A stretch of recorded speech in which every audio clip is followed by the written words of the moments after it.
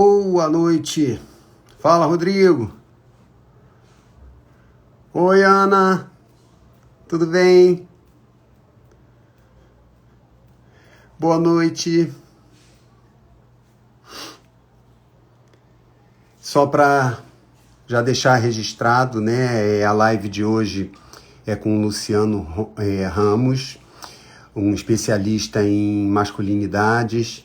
A gente vai conversar sobre paternidade participativa, um assunto super importante e que tem impactos em vários aspectos, não só sobre a dor dos homens, mas principalmente sobre os impactos no desenvolvimento das crianças e no bem-estar das famílias e das mães, principalmente.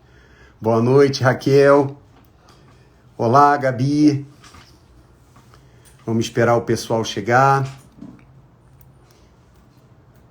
Tudo bem? Renata. Michele.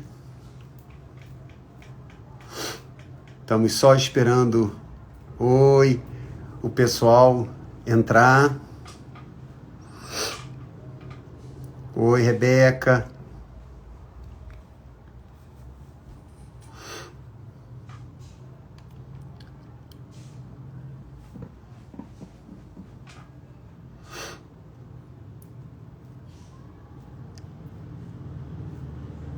Olá.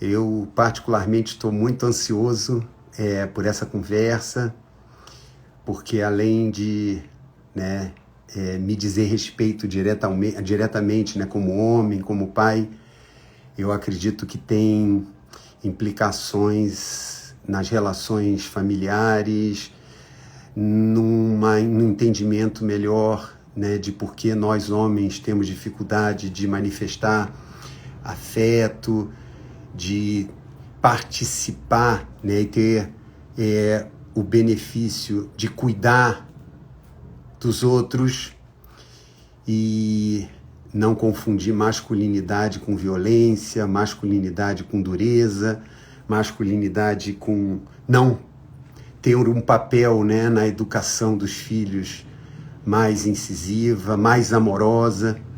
Essa é uma conversa realmente necessária.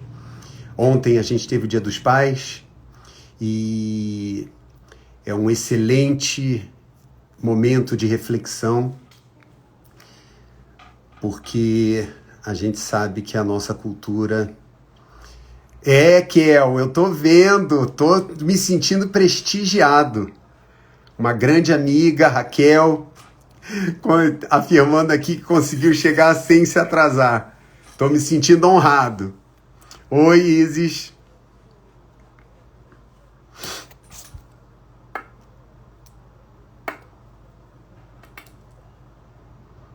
Andréia, tudo bem? Vamos dar mais um minutinho para mais pessoas chegarem e a gente começar esse papo. Eu, inclusive, tenho um informe sobre o Luciano.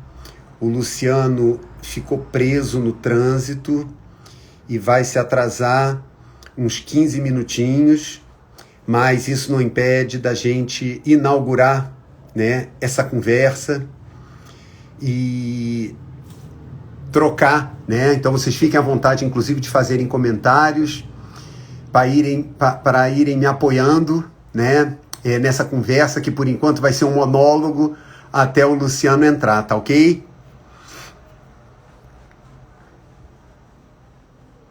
Oi, Aline. Bem, olha, 7h05 para prestigiar a Raquel e quem chegou na hora. Eu vou começar a nossa conversa agora formalmente. Como eu disse, né?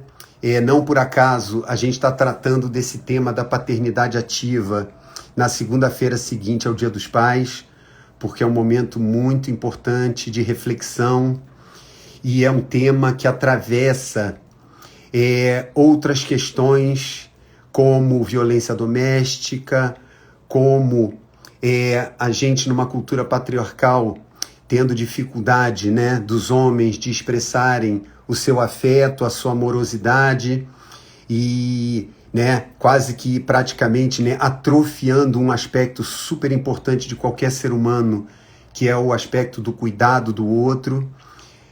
E, por outro lado, a relação, né, que isso tem também com igualdade de gênero, né? Na medida em que nós, homens, não cumprimos o nosso papel de corresponsabilidade, de coparticipação no cuidado, por exemplo, com os filhos, essa sobrecarga está na mulher, né? Então, quando a gente fala de igualdade de gêneros, a gente tem que falar de paternidade ativa. Quando a gente fala de paternidade ativa, a gente não pode falar só de Renato, por exemplo, Rodrigo, um homem como indivíduo, né? A gente está numa cultura que insiste em perpetuar essa separação de papéis. Mas tem uma provocação maravilhosa aqui, que a Kel está fazendo, pedindo para eu dar o meu depoimento da diferença entre a relação que eu tive com meu pai e a relação com os meus filhos. Caramba, sem dúvida nenhuma, o meu pai foi, né, ele teria hoje, né, 90 anos, e 93 anos, ele teria hoje 93 anos, e o que aconteceu é que ele é fruto perfeito dessa nossa cultura patriarcal. Eu tenho uma irmã aqui também, né, na live, que ela está nos escutando. A gente teve aquela educação severa, de autoridade por medo. Eu tenho que admitir, não era uma autoridade por respeito, era uma autoridade por medo. Uma diferenciação clara de papéis, em que ele era o grande provedor. Não por acaso, tanto meu pai quanto a minha mãe eram médicos, estudaram na mesma turma da faculdade, só que vocês imaginem o que aconteceu, né? Aconteceu aquela história do conto de fadas às avessas.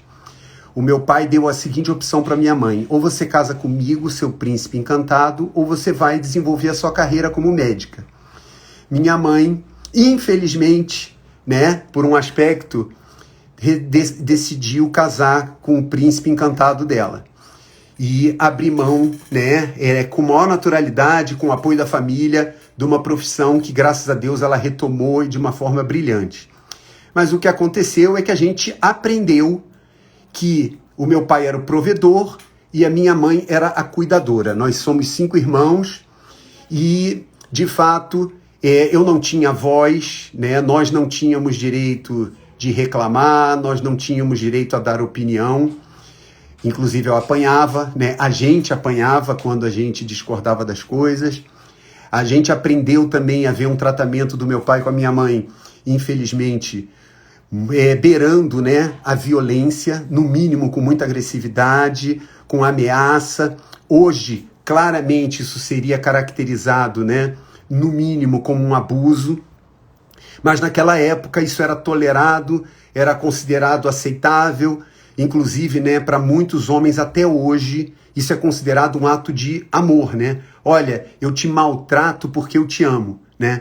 Então vocês imaginem que nós, né, tivemos uma educação e um exemplo muito tradicional da cultura patriarcal no Brasil. Mas, graças a Deus, a nossa vida não é só, né, essa influência que é muito importante que a gente recebe da família, mas também ares novos e acesso a questões diferentes. E nós acabamos, né, e aí eu vou falar por mim, né, um dos homens, e vocês veem como a vida é cruel, né? Além de tudo, nós éramos 2 homens e 3 mulheres. E o meu irmão era homossexual. Para o meu pai, isso era pior do que ter um filho ladrão, né? Com toda a transparência aqui para vocês. E vocês imaginem como esse meu irmão sofreu, não por acaso ele morreu em 1994, né? Certamente por um desgosto profundo, né, por não ter a aceitação do pai, né, da sua orientação e da sua opção sexual. E o que acaba acontecendo, isso é um dos exemplos dos impactos dessa cultura machista, dessa paternidade distante. A minha irmã há de lembrar que eu tive que romper uma série de barreiras para beijar o meu pai.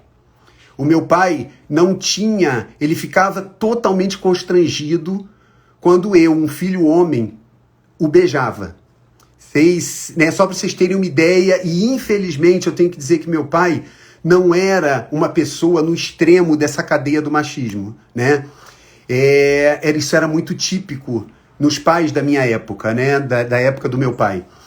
E, como eu falei, graças a Deus eu sofri muitas influências e percebi muito sofrimento da minha mãe e das minhas irmãs e do meu irmão homossexual com relação a tudo isso. E com certeza, Kel, eu venho tentando fazer diferente. Mas o paradigma é muito forte.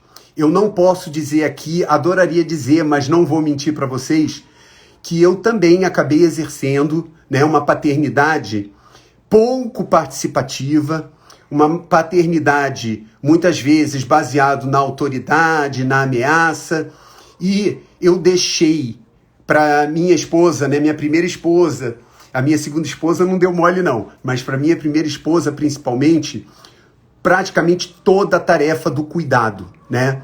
Eu pelo menos tenho sido um pai muito mais amoroso, né? Eu não reproduzi com os meus filhos o que eu infelizmente sofri, né, com o meu pai. E olha, gente, eu não estou dizendo aqui que o meu pai não é valiosíssimo e não mora no meu coração e eu devo muita coisa a ele. É por causa do tema, tá, gente? Pelo amor de Deus, não estou demonizando o meu pai, mas estou sendo muito sincero com vocês. E eu acabei, eu acho que o principal foi aprendendo muito com a minha primeira esposa, com a minha segunda esposa, com a minha filha, com os meus filhos, de que eu tenho que ter uma outra gratidão muito grande com a minha mãe, de que revelar sentimentos, quem me conhece sabe que eu sou um chorão, que eu sou uma pessoa muito emotiva, isso não é uma falha de masculinidade, muito pelo contrário, né? É um mérito de um ser humano. E hoje, eu aos 57 anos, me sinto realmente um privilegiado de estar ainda na pista, aprendendo muito que ser homem é ser vulnerável, ser homem é ser carinhoso, ser homem é dizer não sei, ser homem é pedir colo, ser homem é dar um beijo no seu filho, ser homem é acolher as escolhas dos filhos e apoiá-los no que quer que seja. Eu não tenho direito de impor nenhuma vontade minha, né? Nós não temos filhos para eles cumprirem o que nós gostaríamos de ser ou de fazer. Eles nasceram para terem a vida deles, né? Então essa é a trajetória, Kel. Se eu pudesse, a gente teria uma conversa aqui realmente muito longa, porque eu vejo hoje a gente ainda, né, homens, a grande maioria, nesse modelo do provedor, nesse modelo da masculinidade dura, da masculinidade indiferente, da masculinidade distante, e que tem esses reflexos não só nos filhos, na sobrecarga da mulher, mas, infelizmente, sobre nós mesmos, né? É uma pena quantos de nós, homens, deixamos de usufruir e de ter o benefício e o prazer de ver uma criança se desenvolvendo e sendo o que ela quer. Seja homem, seja mulher, seja gay, seja lésbica, seja bissexual, seja o que ela quiser ser, né? E ter sempre o amor, o carinho, o abraço, o beijo dos seus pais, né? Então, essa é a história, né? Eu tenho que identificar aqui se o Luciano já chegou. Luciano, se você chegou, dá um aceno para mim, tá bom? Mas agora eu já esquentei, né? A gente vai embora. Eu queria dar um dado para vocês da relevância desse assunto, né? E eu já vi, né? Não é por coincidência, gente, nem por acaso, que a maior parte das pessoas que estão assistindo essa live são mulheres, né? Porque esse é um tema muito difícil para nós homens, né? A Kelly está dizendo aqui, a cultura de determinar que pai só precisa trabalhar e a mãe, mesmo trabalhando fora, deve assumir toda a responsabilidade com os filhos, perpetuou por anos essa visão machista. Kelly, excelente lembrança, porque houve uma época em que, de fato, esses papéis eram muito separados. Mas a gente sabe que já há algumas décadas, o curioso é que as mulheres foram à luta e, inclusive, por necessidades financeiras, mas principalmente de realização pessoal, saíram da caverna e estão trabalhando, estão se estão cuidando e compartilhando a questão do sustento financeiro da caverna. Mas, infelizmente, não tem sido da mesma proporção que nós, homens, estamos assumindo os 50% nosso no cuidado com as crianças e com as tarefas domésticas. Tem uma coisa, Kelly, ainda mais perversa nessa cultura, que eu aprendi com a minha segunda esposa.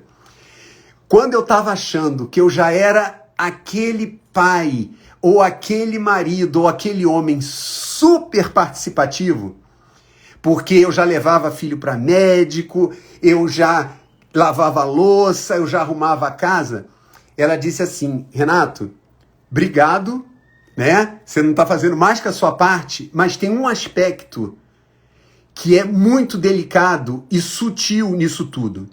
Você executa quase 50% das tarefas, mas quem é que planeja as tarefas? E aí eu entendi que, se por um lado eu já estava assumindo tarefas de execução, a preocupação, né? O engajamento em planejar, por exemplo, a visita ao pediatra, o que eu tinha que perguntar, como é que estavam as coisas, era ela que me dizia. Ou seja, era uma participação muito relativa da minha parte. O meu engajamento era relativo, porque quem sabia o que está acontecendo com a saúde, o que está acontecendo na escola, era ela, não era eu. E aí eu me toquei que, caramba, quando eu vou dormir, eu só durmo. Quando ela vai dormir, ela tem que pensar nas questões do que tem que dizer na caderneta da escola, no que tem que fazer com o remédio que tem que tomar às 9 horas e por aí vai. Eu imagino que vocês, mulheres que estão nessa live, saibam exatamente o que eu estou falando. Então, tem muitas camadas ainda para a gente evoluir nessa direção dos 50-50. Obrigado, Kelly, por esse comentário.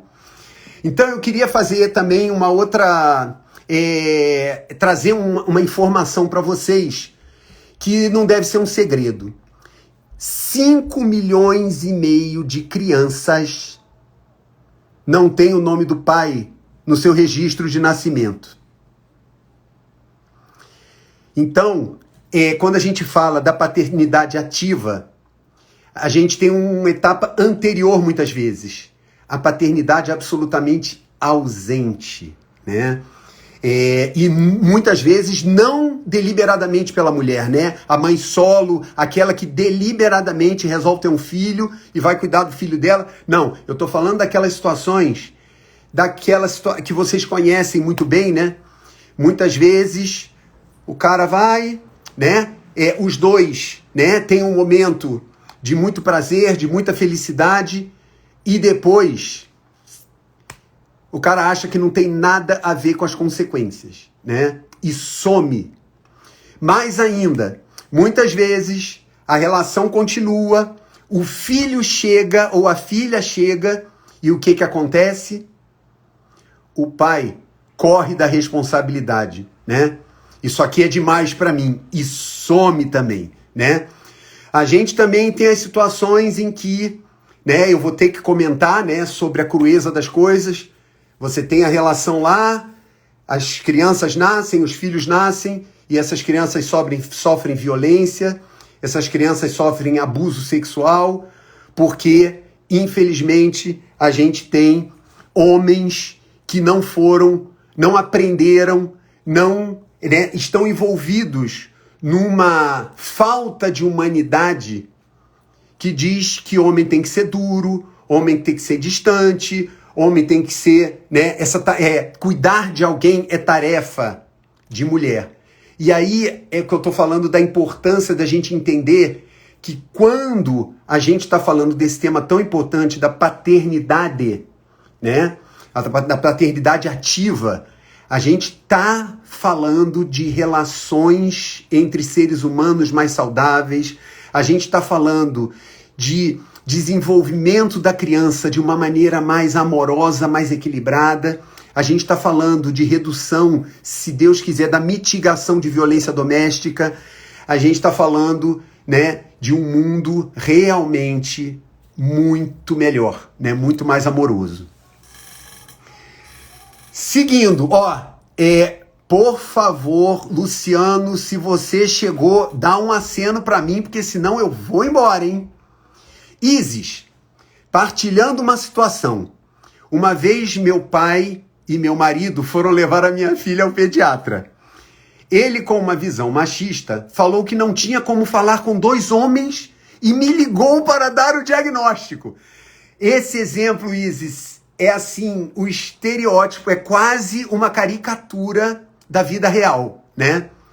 Tanto o marido, o avô, quanto o pediatra, achando uma situação inusitada, né? A mãe não estar presente. E Isis, eu não tenho uma bola de cristal, provavelmente você foi considerada culpada, negligente com a Fernanda, sua filha, pelos três. Porque esse é o comportamento típico do homem, né?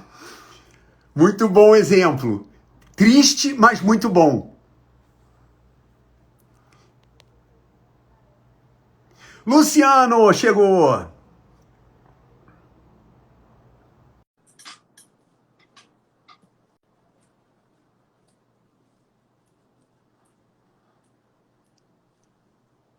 Fala, Luciano! Tudo bem? Oi, Renato, tudo bem? Tudo bom, tudo bom. Peço Tudo. Olha, eu desculpas, estou mas, percebendo um pequeno delay, enfim, mas está tudo bem. tá. Eu tô Eu te acho que a ouvindo bem, eu conexão tô está te um ouvindo em pouquinho. tempo, tá bom Ah, aqui. agora sim, agora sincronizou a tua voz com a tua imagem. E aí, Tá bom, tá tá funcionando bem para respirou, tomou você. uma água? Tá. Não, porque quis entrar direto, mas tá tudo bem, vamos lá. Olha, só para você saber, né? Eu engatei uma quinta aqui e para piorar, Luciano, me pediram um depoimento pessoal de como foi a relação do meu pai comigo e de mim com os meus filhos, Ok. tá? Então eu comecei falando muito de mim e a gente já engatou, né? Para te contextualizar, né? Falando sobre a cultura patriarcal em que a gente está inserido, né?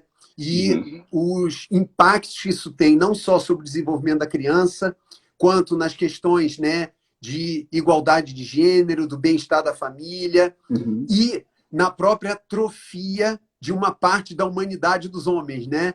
Que não são amorosos e não têm, muitas vezes, a oportunidade, né, de participar ativamente do desenvolvimento de um outro ser humano, né? Porque a gente aprendeu que o homem é o provedor e o homem simplesmente, né, tem que ser duro, distante, quando não tem que demonstrar essa dureza pela violência. E aí, isso é só para te contextualizar a conversa onde já chegou.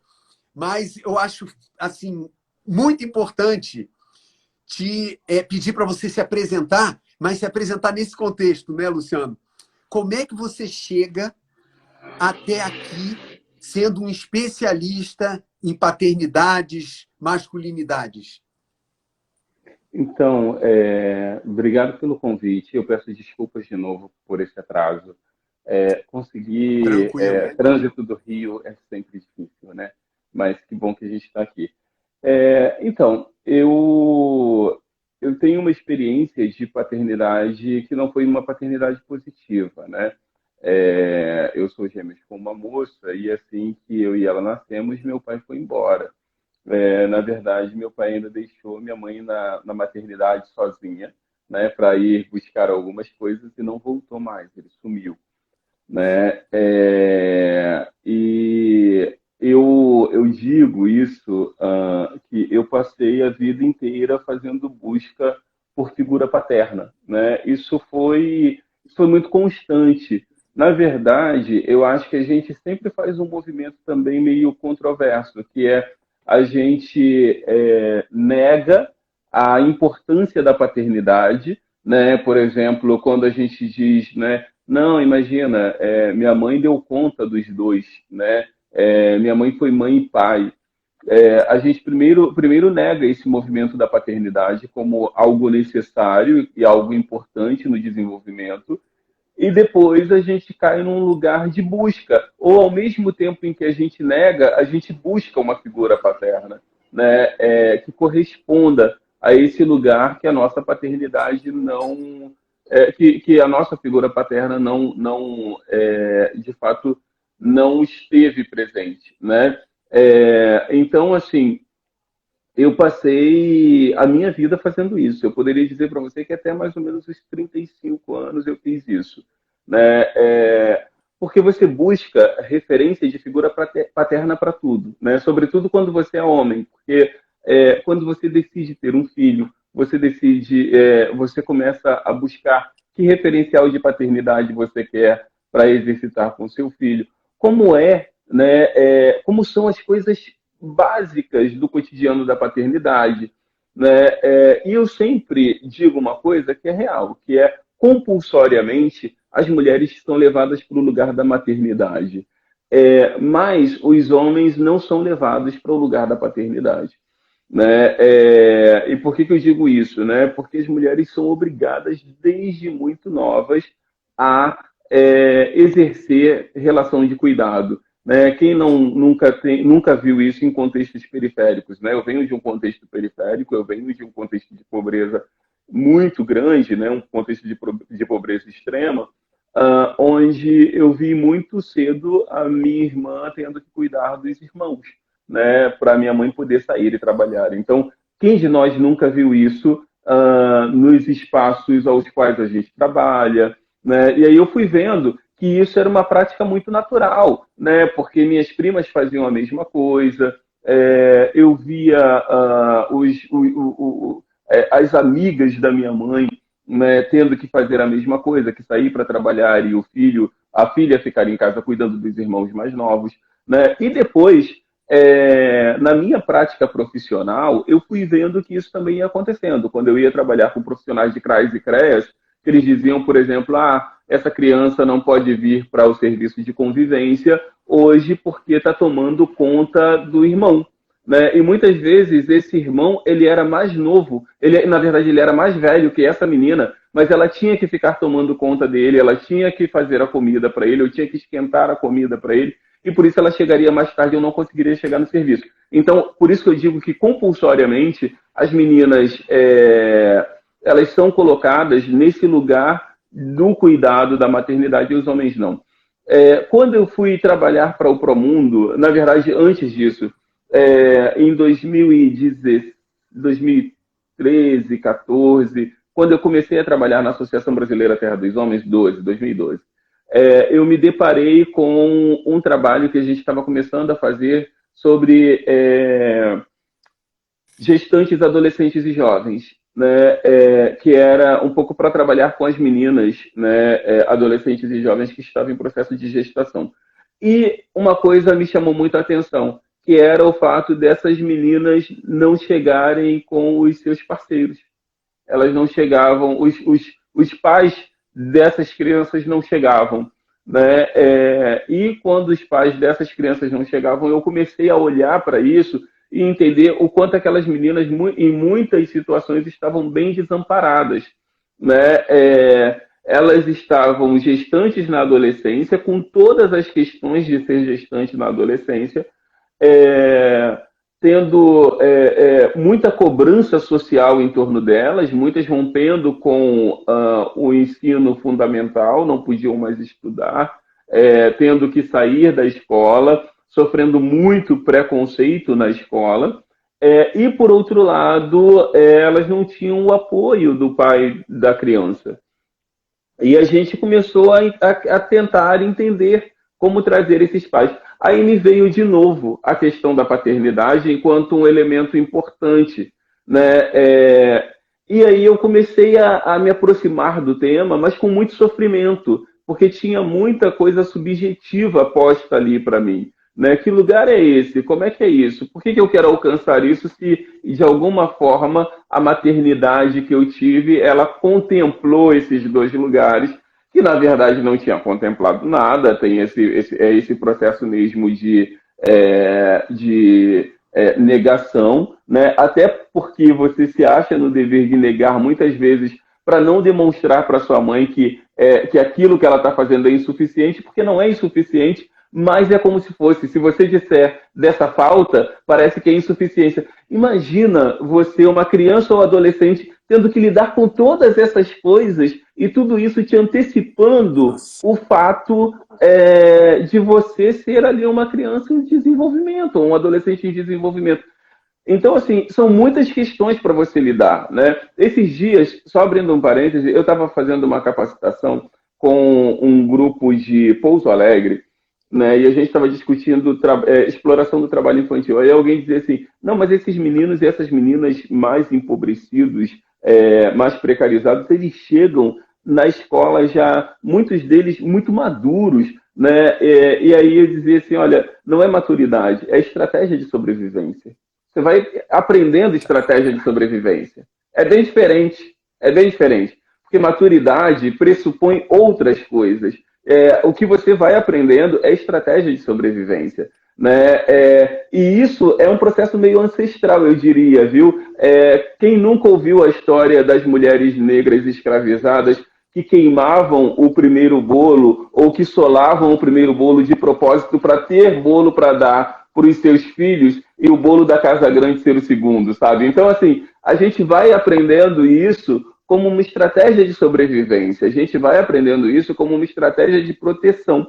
E não sofrer essas subjetividades, né, que, em geral, as famílias mais abastadas vão para a terapia, para poder resolver, né, a ausência paterna, etc, etc. Você vai criando estratégia para sobreviver frente a isso. Então, essa ausência da paternidade me levou muito para esse lugar de como é que eu posso sobreviver a isso? O primeiro processo vou negar a importância desse lugar aqui na minha vida. E aí depois, quando eu comecei a me deparar com as metodologias de paternidade, e a primeira delas foi, de fato, a do Promundo, que é onde eu trabalho hoje, eu comecei a olhar para elas. E tem uma atividade que foi a que me chamou muito a atenção, que era essa atividade que se chamava O Legado do Meu Pai. E nessa atividade, O Legado do Meu Pai, tem uma hora que ela é assim, o que você gostaria de repetir que o seu pai fez com você e o que você não gostaria de repetir. E depois, no final, que carta você gostaria de ter escrito para o seu pai. Né? E aí, nesse momento, eu consegui dizer para o meu pai tudo aquilo que eu queria ter dito para ele ao longo da vida e não consegui dizer. E olhar para isso e me deparar com isso me ajudou a entender que modelo de paternidade eu queria exercer. Né? E aí isso me fez querer desenvolver uma paternidade muito amorosa, me fez querer exercer uma paternidade muito participativa, muito cuidadosa. Né? Mas, assim, esse processo... que geralmente na terapia você leva aos 20 anos, para um homem negro é muito mais difícil, né? E eu levei aos 36, 37 anos para conseguir lidar com isso, né? E não é um processo fácil. E engraçado, poucas vezes eu falo sobre esse processo na primeira pessoa. Admito para você. Geralmente eu me coloco muito mais como o especialista no tema. Então, quando eu me coloco como o especialista no tema, eu crio um afastamento sobre isso, né? E acho que é a primeira vez que numa live eu estou falando sobre isso nesse lugar da primeira pessoa, né? De como isso chegou para mim, né? Mas eu acho que eu só consigo falar sobre isso hoje porque isso já está muito mais elaborado dentro de mim e eu consigo me relacionar com isso. Mas a paternidade me trouxe esse lugar de me reconectar com o meu pai. E, sobretudo, Renato, de perdoar o meu pai, porque ser pai preto há 38 anos atrás, com todas as dificuldades de paternar sendo um homem negro no Brasil, sendo um homem negro retinto no Brasil, não é fácil. E aí esse homem olha e já tinha 2 filhos e se depara com mais 2 filhos chegando ali no mesmo momento, sendo gêmeos. Como é que você lida com isso, né? A ponto de dizer, uau, e agora? Né? E quando a gente fala dessa história compulsória, minha mãe não tinha outra alternativa, a não ser pegar aqueles 2 e levar para casa, sabe? Essa coisa do compulsório, né? Que a gente estava aqui falando agora, não tem outra alternativa. Eu tenho que pegar esses 2 e tenho que levar para casa. E ele ainda tinha alguma alternativa, que era de não ter que lidar com essa paternidade, porque essa paternidade não era para ele, né? Ele não conseguiria dar conta disso. Óbvio que eu não estou romantizando, óbvio que isso causa sofrimentos demais, isso causa muitos sofrimentos, óbvio que isso causa muitas dores, né? Mas também a questão é como você vai aprendendo a lidar com essas dores, seja no momento da estratégia ou seja depois. Nossa, Luciano, você vê que eu não tive como fazer nada a não ser te escutar, acolher e sentir junto. Uhum. Mas eu quero destacar 2 coisas aqui. A primeira delas, antes de você chegar, eu contei, né, sobre a minha história também, que não foi bonita. Mas você pontua algo que é muito relevante. Eu, como homem branco, eu fiz exatamente o que você falou, né? Eu fui buscar terapia e eu tive o privilégio de poder ressignificar tudo isso, e inclusive com meu pai vivo, eu perdoá-lo e ainda, né, fazer com que ele aceitasse, por exemplo, os meus beijos, que ele não aceitava. Né? E aí você pontua que numa sociedade injusta e desigual como a nossa, ainda escravagista, para um pai preto, a coisa é muito mais difícil. E aí a gente procurar logo um culpado, né? Individualizar essa questão, ela, além de ser fácil, ela é injusta e perversa, porque a gente está numa cultura que favorece isso, né? E aí a pergunta que eu te faço além dessa tua trajetória pessoal, né, que torna isso tudo muito mais, assim, vai no sentimento, né, vai na emoção da gente, o que fez você hoje trabalhar num aspecto realmente de trabalhar o sistêmico, e que ações são essas que a gente pode fazer para mudar uma coisa que eu vou esquecer a história da humanidade, eu vou falar de Brasil, né? De 500 e tantos anos de história em que a maior parte da população, dos homens, das mulheres, sequer tem acesso a saber que existe alternativas. Sim. Eu acho que, assim, eu tenho dito muito isso, e às vezes quando eu digo isso, eu fico suscetível a críticas, e estou super confortável com isso também. Né? O primeiro ponto que a gente precisa pensar é que os homens negros não foram trazidos para o Brasil para paternar. Não foram. Eles foram trazidos para o Brasil para ser uma força escravizada de trabalho. Né? Enquanto força escravizada de trabalho, eles não, de acordo com a leitura, né, dessa sociedade branca escravagista, eles não pensavam, eles não sentiam, eles não eram humanos, né? Eles só tinham o dever de trabalhar, e quando errassem no trabalho, eles e trabalhar forçadamente, né? E quando errassem no trabalho, eles sofriam violência física por isso, né? Depois, a gente vai ter aí 388 anos disso, né? Ou se a gente olhar que os 1530 a 1888, 358 anos disso, né? Eu gosto muito do livro Escravidão, do Laurentino Gomes, porque ele retrata isso meio que passo a passo na história da humanidade, né? E ele até diz, né, quando ele vai falar sobre os navios negreiros que atravessavam o Atlântico, ele diz, né, que os tubarões começaram a mudar a rota para seguir os navios negreiros de tantos corpos de pessoas pretas que eram jogados no mar. Porque e eram muitos, né?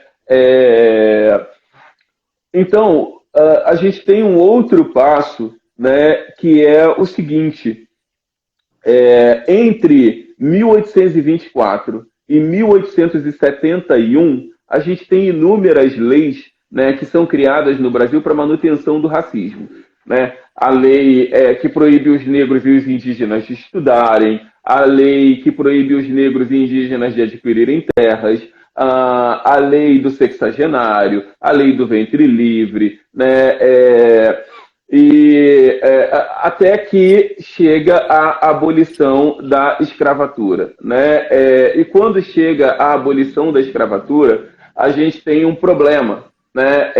Que é o seguinte: primeiro, o Brasil faz isso forçado por todos os outros países escravagistas que já estavam assinando Lei Áurea, né? E o Brasil não fazia isso.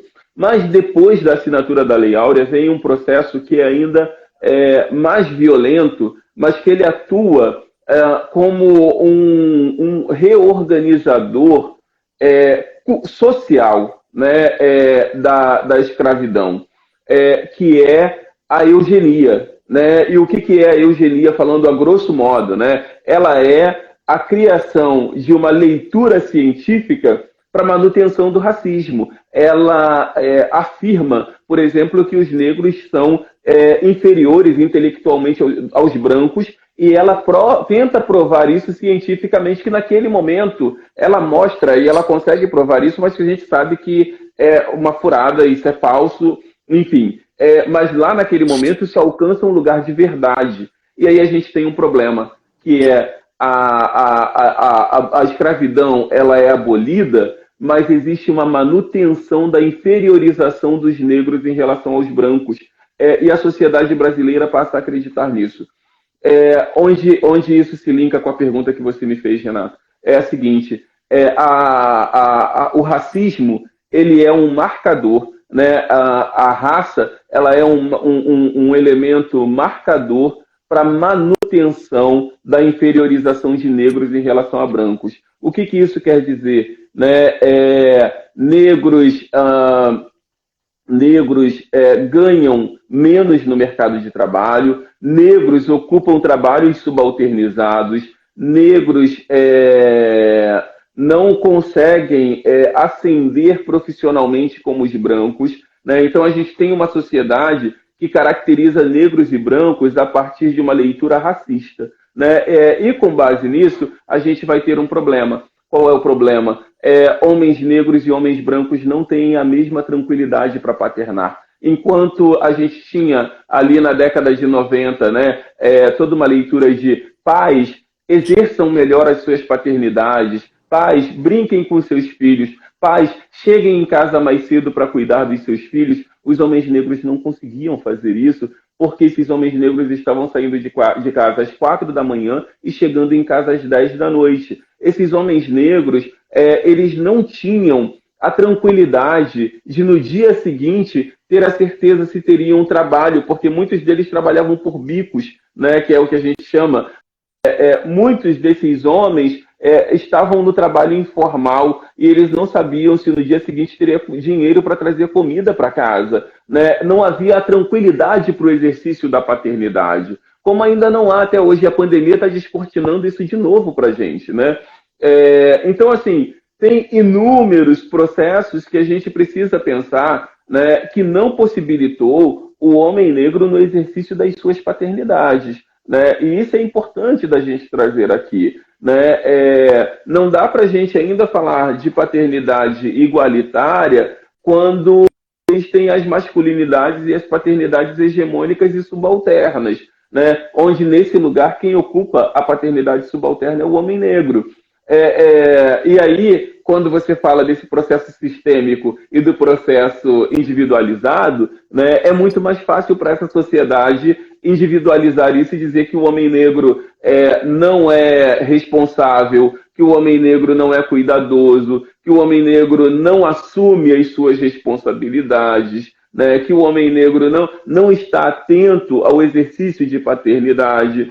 Né? E é muito interessante quando a gente faz uma outra análise dentro disso, e aqui eu quero mergulhar um pouco mais fundo nesse rio, e vou ser corajoso para isso agora, que é da gente pensar o seguinte: quantos homens brancos a gente conhece que dão pensão alimentícia aos filhos, mas não cuidam desses filhos e não estão no contato diário com esses filhos? E quantos homens negros a gente conhece que não conseguem dar pensão alimentícia ao filho, né? E a gente, quando esbarra com esses dois, coloca o homem negro numa vala, né, e diz assim: olha, esse homem branco pelo menos está dando pensão, pelo menos está cuidando, porque a gente condicionou o cuidado à provisão financeira.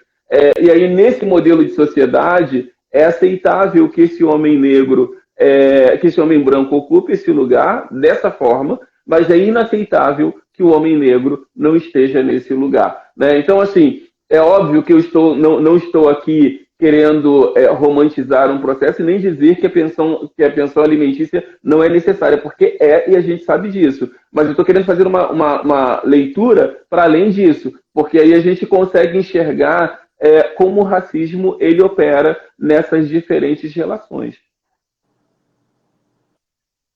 Não, e é muito importante, você não precisava ser corajoso, porque a gente está numa live, numa instituição de educação e num trabalho social, né? Se a gente fala em transformação social, eu te agradeço, honro você trazer com essa, assim, primeiro com esse conhecimento de causa, com essa representatividade, mas principalmente com essa clareza para a gente entender que as coisas não são tão simples assim, né? Como você acaba de trazer. Se a gente quer realmente fazer um trabalho de transformação social, a gente precisa encarar o que está, né, na raiz das coisas que acontecem. E quando você troca, né, traz essa situação de que, olha, se já é, né, uma situação complicada por uma sociedade machista, o que dirá numa sociedade que relativiza as masculinidades e as paternidades, o branco e o preto, né? E não dá para a gente fugir disso. Até nisso é injusto, né? Muito obrigado, muito obrigado. E assim, nada acontece por acaso, Luciano. Antes de você entrar, eu dei o meu depoimento, né? E quando você traz o seu depoimento e mais o seu conhecimento, a gente entende a diferença das histórias.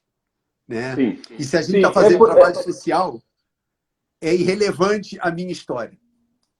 Porque assim, a gente fala o tempo todo, né? Esses homens não cuidam, etc, etc. Mas a gente também precisa estar atento ao que é cuidar, né? Como é que você como é que você reproduz algo que você não aprendeu? Né?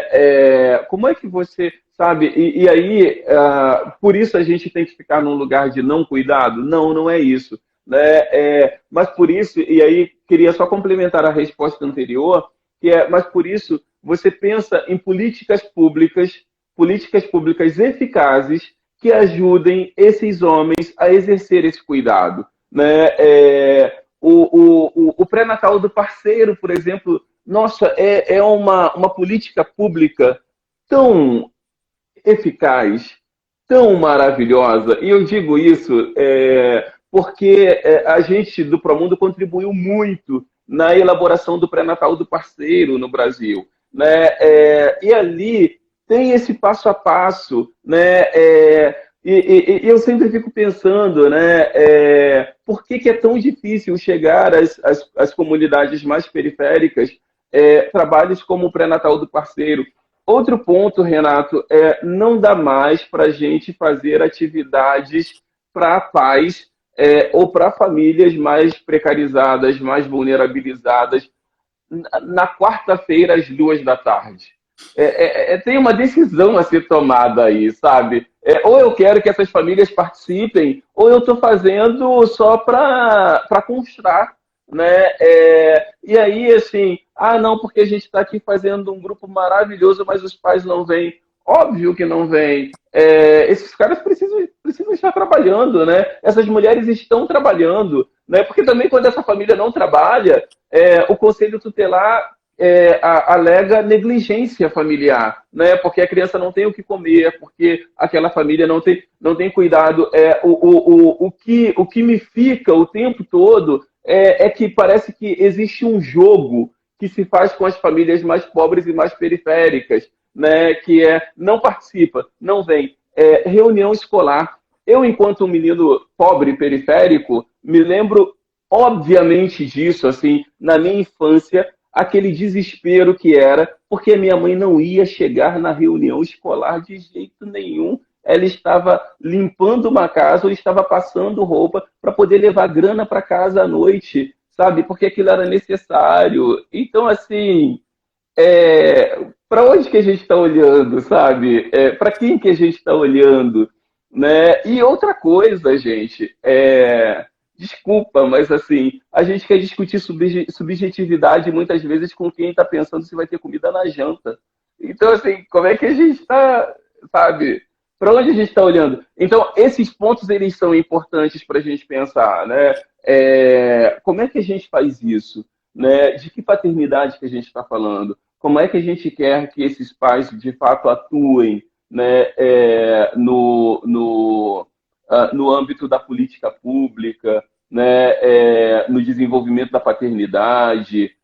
Outro dia eu participei de uma reunião que alguém dizia assim, não, porque a gente tem que ensinar aos pais, homens negros, que quando a escola agir com racismo com o filho ou a filha dele, que ele precisa denunciar. Eu dizia assim, querida, desculpa, não vai denunciar, porque muitas vezes eles passam noites e mais noites na fila da creche para conseguir uma vaga. E eles dão graças a Deus porque conseguiram, porque podem trabalhar. E tirar essa criança da creche não é uma opção. Não é uma opção. Né? E aí, assim, como é que a gente faz isso, sabe? Eu acho que tem um outro ponto muito importante também, que é ouvir as pessoas para a criação da política, porque ou para a efetivação da política, né? Porque se a gente pensar, não precisa criar a roda de novo, a gente precisa efetivar o que já existe, né? E aí a gente precisa olhar para isso. Eu estou falando muito, Renato, desculpa. Não tá. Olha, eu lamento profundamente. Assim, você tá. Já perguntaram aqui se vai estar gravado. Vai estar gravado. A profundidade do que você está falando. Eu tenho plena convicção, pelo menos para mim, eu tenho certeza para as pessoas que estão nessa live, você está abrindo uma casca, né? Como se fosse um iceberg que a gente fica brincando de conversar naquilo que é visível e você está trazendo uma coisa visceral, né? Profunda. As raízes de muita coisa que vai além do que você fala, né? Do indivíduo, né? Que a gente é campeão em se sentir culpado por uma opção de coisa e não entende o contexto em que as coisas acontecem e que torna tudo, como você fala, né? Parece que é de propósito, né? Eu vou preferir falar que parece que é de propósito, né? A gente é posto em suspeição o tempo todo, Renato.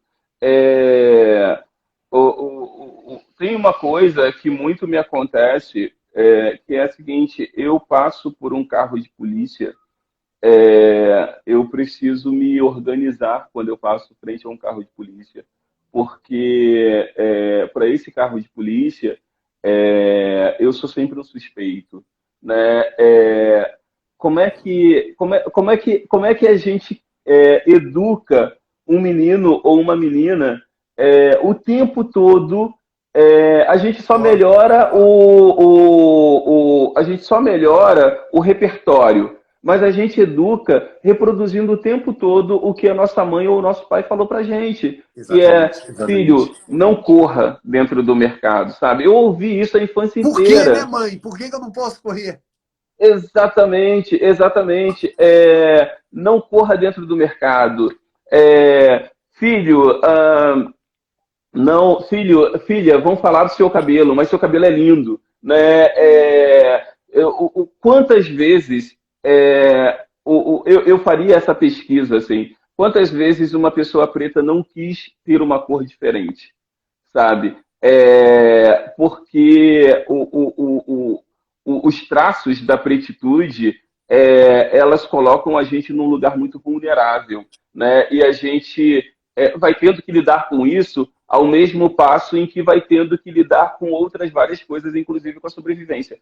Aí eu volto para o ponto de como é que é possível, né, um pai negro paternar nesse cenário. Eu traria um ponto ótimo para a gente, que é o seguinte: toda vez que a sociedade brasileira ela tem um respiro, as pessoas negras conseguem ascender, e ascendendo, elas conseguem exercitar melhor o cuidado. O que eu estou falando com isso? Né? Política de cotas raciais nas universidades, por exemplo, é um ponto importante para a gente pensar. Né? Quantos negros conseguiram ascender, conseguiram alcançar um melhor lugar no mercado de trabalho, mas isso ainda é um percentual muito baixo, e aí conseguiram paternar ou maternar com mais qualidade, com menos desespero se teria comida para dar no dia seguinte, sabe? Quantos homens negros e mulheres negras, mas mesmo assim eu ainda daria aqui um testemunho dizendo que a gente é posto em suspeição o tempo todo me perguntam se o meu currículo é meu, sabe? O tempo todo, quando eu chego para palestrar em Ah, algum lugar, as pessoas procuram ter certeza se sou eu mesmo que vou palestrar. Porque isso está posto. Lembra quando a gente falava ali da eugenia, posta lá logo depois do final da abolição da escravatura? Ela permanece, né? E um desses lugares é colocar o negro em suspeição o tempo todo, porque imagina como essa pessoa vai estar nesse lugar se esse lugar não é dela, né? isso. E isso chega ao lugar de, quando a gente consegue ascender. Eu fiz uma entrevista com 270 homens no Brasil, né, negros, pais, e eles mostravam que uma vez em que eles conseguem paternar, uma vez em que eles conseguem ascender socialmente, eles conseguem paternar com mais tranquilidade. Né? E esse exercício é o exercício da paternidade cuidadosa, responsável. E aí eu estou falando de todos os pontos: levar o filho ao pediatra, levar a criança à praça, preparar a comida, acordar de madrugada para cuidar dessa criança, porque ele tem tempo para isso e ele consegue fazer isso com mais tranquilidade. Nossa. E você trouxe, né, esse aspecto da estratégia de sobrevivência, né? Quando a gente vê, muitas vezes, a forma de educar é quase que dizer assim: meu filho, para você sobreviver, não discute não, se preserva, porque você é suspeito o tempo todo, né? E agora, dizer isso, né, é doloroso. Então, você diz que tem que fazer, mas muitas vezes você não diz o porquê, né? E, caramba, realmente, Luciano, eu vou ter que fazer voz aqui ao que algumas pessoas estão dizendo. Eu não sei o quanto você estaria disponível para a gente ter essa conversa, não sobre a paternidade, né? Eu acho que está tudo junto e misturado, né? Mas eu, particularmente aqui, né, liderando um trabalho social em que a gente sabe que os nossos beneficiários, as famílias que estão com a gente, a maioria delas, a grande maioria delas, está exatamente nesse lugar que você traz. A gente precisa aprofundar essa discussão, né? Isso não é o meu lugar de fala, eu estou aqui realmente impactado pelo que você está trazendo. E, assim, eu preciso conversar com você como consultor com relação à rede cruzada. Uhum. Eu reconheço o valor desse trabalho e gostaria muito de ter uma conversa profissional com você sobre isso. Eu estou falando aqui na live, inclusive, para colocar o respeito e a consideração da qualidade e da profundidade do seu trabalho. Sim, não, e eu já te digo que de antemão que sim, vamos em frente, vamos junto, porque eu acho que a sua postura, ela é uma postura que a gente espera dentro de uma lógica antirracista, que é de quem acolhe e de quem pensa junto. Né? E vamos estabelecer isso juntos e vamos fazer esse processo juntos, inclusive porque eu acredito que o antirracismo ele é extremamente necessário para a gente conseguir construir uma sociedade mais igualitária. Não adianta nós, negros, fechados numa sala, não vamos conseguir lutar contra isso. Né? Esse elemento é junto, a gente vai fazer isso junto. Né? Eu acho que assim, Renato, eu hoje provocava umas organizações cedo, e eu não quero tomar muito tempo, mas muito rápido. Eu provocava umas organizações muito cedo, num debate hoje, num curso que eu estava dando junto com uma colega, e eu dizia assim, a gente trabalha nos projetos sociais com a maioria de meninos e meninas negros e negras, né? Em que ponto que o tema do racismo ele se torna transversal a todas as atividades que a gente faz? Em que ponto que o seu projeto tem maioria de pessoas negras, onde essas crianças possam olhar para essas pessoas negras e dizer assim, eu posso chegar lá, eu posso alcançar esse lugar, sabe? Como é que a gente consegue fazer isso? Né? A gente tem uma coisa, quando a gente está discutindo paternidade, que eu sempre trago, que é a seguinte, homens ouvem outros homens. E nós, pessoas negras, estamos cansados. E por isso que eu me desdobro tanto, porque eu entendo o meu trabalho como missão, de fato. Né? E porque cada menino negro que olhar para mim e disser eu quero chegar ali, sabe? Não que eu tenha feito um processo muito longo e muito à frente dele, porque eu quero sempre estar do lado.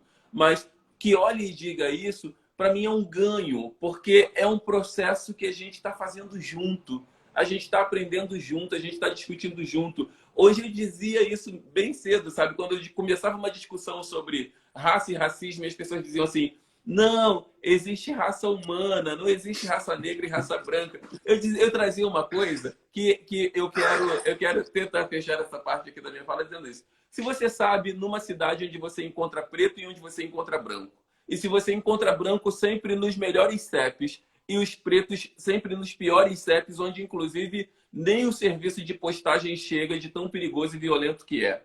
Se você sabe quais lugares sociais você vai encontrar preto e você vai encontrar branco. Se você entra num restaurante, senta para comer, olha em volta e não tem nenhum outro negro sentado comendo também, é sinal de que raça define a forma como a gente se relaciona. Então, se isso acontece, não adianta você ficar no seu lugar dizendo assim, não, mas eu não sou assim. Querido, ou você se alia para lutar contra, ou você também está sendo assim, sabe? Então, a gente precisa olhar para esse lugar dessa perspectiva. E eu volto a dizer, assim, depois, e hoje eu dizia isso, assim, depois que a gente discutir e entender raça e racismo, a gente pode discutir paternidade, maternidade, discutir território, discutir tudo mais, porque aí a gente consegue entender esse processo de mudança. Né? Uau! Eu só vou reforçar uma coisa que, inclusive, colegas meus da Rede Cruzada estão aqui me referendando. Precisamos conversar profissionalmente. Sim, vamos nessa. Não, sério, eu estou aqui já sonhando com o valor que você vai dar para nós no nosso trabalho, para a gente aprender, né, como lidar com tudo isso, é o que você traz. A gente pode estar aqui tapando o sol com a peneira, mas se a gente quer a transformação social, de fato, a gente precisa... eu vou parafrasear a nossa live, né? É o antirracismo ativo, né? Não é só te escutar, é aprender como é que a gente faz diferente. É isso, é isso. Eu sempre tenho dito muito o seguinte, né? Não tem como.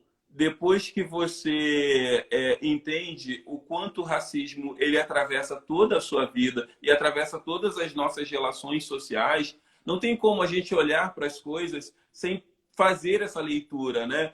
Eu queria só, Renata, aproveitar um pouco esse finalzinho da nossa conversa, só para dizer que no ano passado, e nem é uma publicidade isso não, de verdade, no ano passado eu escrevi esse livro aqui, que se chama Quinzinho, né? E esse livro ele tem duas coisas que me encantam demais. O primeiro é a naturalidade da paternidade preta, né? Esse pai que é uma referência para o filho, e a outra coisa é crianças negras que sofrem preconceito, né, para além do racismo e junto do racismo, né, e o quanto isso é muito violento, sabe? E aí a gente precisa diferenciar preconceito de racismo. Preconceito não é racismo, racismo é outra coisa, racismo é pior ainda que preconceito, né? E aí o menino ele sofre os dois dentro desse contexto escolar, né? E a prática do antirracismo também, né? Esse livro, então, aborda muito isso. E é um livro infantil. É um livro que a gente lê para criança na primeira infância, né? E eu sempre digo que, assim, cada casa de pessoas brancas, de crianças brancas, que esse livro entra, eu tenho a certeza que a gente vai começar a ter uma sociedade mais antirracista, né? E aí a gente vai começar a alcançar outros lugares, né? Eu acredito muito nisso, eu tenho buscado muito isso e eu tenho entendido que isso é missão mesmo de vida para a gente poder ir em frente. E a gente está aqui se conectando, Luciano, eu não tenho dúvida. Eu, de vez em quando, eu faço essa brincadeira com a sorte que eu tenho de encontrar pessoas maravilhosas com você pelo caminho. A gente está tecendo hoje uma conexão e, com certeza, a gente vai fazer muito barulho juntos, tá? Vamos em frente, vamos nessa. Eu acho que o caminho é esse, né? E aí, Renato, eu volto só para o tema das paternidades negras, né? Que era o que a gente estava conversando. A Grazi está aí, está dizendo, né? Que o Quinzinho é um livro lindo que ela recomenda. A Flor, a filha da Grazi, tem esse livro e ela adora, né? E eu sou super feliz por isso. Não, e a gente vai... Vamos E aí, adquirir assim, esse livro, algumas unidades desse livro. Sim, sim. E aí, assim, é possível o homem negro paternar, né? Isso é uma afirmação que eu faço, é possível, né? É possível que a gente tenha outros modelos de paternidade. Sim, é possível, né? Mas a gente precisa pensar também que ambiente a gente está criando, sabe? Porque o ambiente para o homem branco paternar já existe há muito tempo. Já tá, e todo dia é criado. Todo dia ele é recriado, sabe? Esse homem que pode sair mais cedo do trabalho, esse homem que pode trabalhar de casa. Eu sempre digo, né? Eu estou num lugar ainda de privilégio, eu consigo trabalhar por home office, eu consigo, o dia que minha filha não está bem, ficar em casa, né? E trabalhar de casa. Eu consigo, mas eu sei que isso é um privilégio, né? Ou é uma vantagem em frente aos meus outros irmãos negros. Mas que ambiente a gente precisa pensar nesse processo de criação junto a esse modelo de sociedade que a gente tem, né? E aí a gente precisa lutar por isso, sem dúvida alguma. Eu acho que a gente vai chegar lá, ainda vai durar um tempo, mas a gente vai chegar lá. E, por exemplo, ter a Márcia, que foi quem me indicou para essa conversa com você, é um caminho para isso, né? Fantástico. E a gente vai tendo... Vai se encontrando e vai criando esses processos juntos. Exatamente. Isso é uma grande rede. Exatamente, exatamente. Olha, eu não posso deixar de terminar dizendo para você que hoje foi um dia realmente assim de transbordamento. Eu passei o dia numa sala conversando com 4 mulheres, 3 delas pretas. Uhum. E essas mulheres, nós dividindo histórias de educação, de relações familiares, e veio muita coisa, e eu, num determinado momento, me senti absolutamente incompetente, só escutando, porque eu sabia que eram realidades que não me pertenciam, né? Uhum. Eu podia, como você falou, acolher. E para você, assim, para reforçar o que você trouxe do racismo, né? A gente compartilhou experiências de filhos homossexuais. Uhum. E até nisso eu me senti um privilegiado, Uhum. né? Ao ter, né, um filho homossexual, mas com as facilidades que eu tenho e ver Uhum. como as coisas são muito piores Uhum. para um homossexual, um gay preto, gente, a gente precisa fazer alguma coisa. É, A gente é. precisa fazer alguma coisa.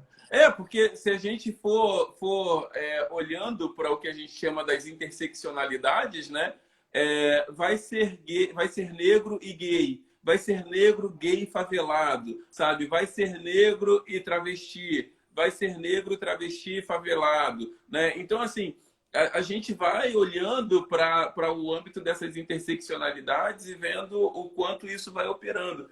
Mas é isso, a gente tem um caminho longo pela frente, mas eu acho que a gente já decidiu que não vai desistir desse caminho, a gente vai em frente e a gente vai trazendo mais gente, né? E a minha questão, ela tá sempre, Renato, muito posta de como é que isso que a gente está querendo produzir ou como é que isso que a gente está produzindo chega às famílias mais periféricas e mais vulneráveis, sabe? Porque eu também tenho pensado muito nisso, que não dá pra gente ficar pregando para convertido, sabe? Porque a gente também tem muito isso, né? A gente tem muito essa coisa de ficar numa sala e as pessoas aplaudindo a gente. Luciano, nossa, que maravilhoso. O convite está aceito. A gente vai trabalhar junto na Rede Cruzada. Vamos nessa, vamos em frente. Vamos em frente. Olha, Querido, eu obrigado. deixo para você terminar. Primeiro, só muita gratidão por você botar o dedo nas feridas.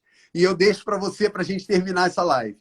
Não, eu acho que assim, a gente está num caminho, né? Muitas vezes a gente dá um passo para frente e um passo para trás, aí depois a gente dá dois para frente e um para trás, mas a gente não deixa de caminhar, né? Esse é um processo importante. Eu acho que a pandemia, ela descortinou de novo essa realidade da miséria, da pobreza extrema, mas a gente tem políticas públicas para lutar por isso, né? E a gente não vai desistir de fazer isso, né? E aí eu acho que os nossos projetos sociais, eles precisam lutar em 3 campos distintos. E eu quero terminar dizendo isso. O primeiro campo é o campo da pesquisa. A gente não pode deixar de produzir pesquisa. Não pode. A gente precisa fazer pesquisa o tempo todo com os campos em que a gente está. Por que a gente precisa fazer pesquisa? Eu iria para o segundo. Porque pesquisa ajuda a gente a fazer advocacy, ajuda a gente a lutar por política pública. E o terceiro ponto é o ponto da intervenção, mas pensar em intervenção planejada, pensada, com as pessoas que participam diretamente dos projetos que a gente realiza. Se a gente não olhar para esses 3 pontos específicos, a gente não consegue fazer uma abordagem que funcione bem. E outra coisa, e aí eu fecho com isso, Renato, uma coisa que muito me causou sempre descontentamento era o seguinte: quando muito novo, eu participava muito da Igreja Católica. E aí, muitas vezes no final do ano, chegava alguém dizendo assim: nossa, olha que bonito, essa família há 15 anos vem receber bolsa de alimento, cesta de Natal, né? Olha, era a avó dela, depois é a mãe dela e agora é ela que vem com os filhos. E aí eu sempre pensava o seguinte: tem alguma coisa errada. Esse ciclo da pobreza e da miséria não foi quebrado. Ele está sendo intergeracional e a gente precisa lutar para que esse processo intergeracional não aconteça. Não se né? perpetue. É como aquela coisa do olha essa mulher aqui, né? Ela é uma mulher negra, velha, está aqui na nossa casa há tantos anos já. A filha dela agora trabalha na casa do outro. Por que a filha dessa mulher não pode ser uma engenheira, arquiteta, professora graduada, uma assistente social, uma psicóloga, né? Por que a gente precisa continuar fazendo essa manutenção do ciclo da pobreza, né? Essa manutenção do ciclo da miséria? Então, acho que os nossos projetos eles precisam olhar para isso. Se eles não olharem para isso, a gente não consegue avançar. E analisar o racismo é essencial para isso. Querido, obrigado. Uau! Obrigado a você. Vou recomendar essa live que vai ficar gravada para muita gente. Luciano, muito obrigado e a gente vai fazer contato em breve. Vamos tá sim, bom? Vamos sim, a gente vai conversando. Demais, cara, demais. Obrigado, beijo. Renato. Um abraço. Obrigado, Camila, por ter feito essa ponte também. Tchau, até mais.